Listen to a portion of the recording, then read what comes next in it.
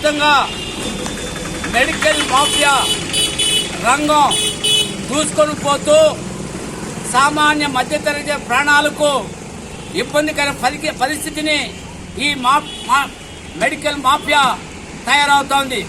ఈ మెడికల్ మాఫియాను అరికట్టాలని 14వ తారీఖున భారత కమ్యూనిస్ట్ పార్టీ సిపిఐ ఆధ్వర్యంలో నిరసన కార్యక్రమాలు చేపడుతున్నాం.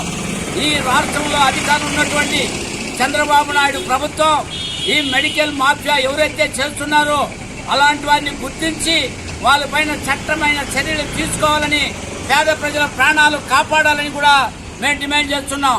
ఈ మెడికల్ మాఫియా ద్వారా నకిలీ మందులు కూడా మార్కెట్లోకి వస్తున్నాయి.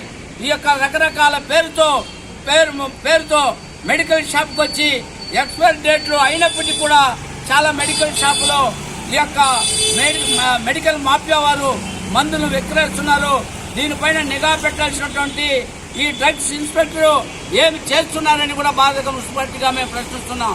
అందుకే రేపు తప్పనిసరి రాష్ట్ర వ్యాప్తంగా 26 జిల్లాల్లో 29 జిల్లాల్లో ఈ యొక్క నిరసన కార్యక్రమం సిపిఐలో జరుగుతోంది.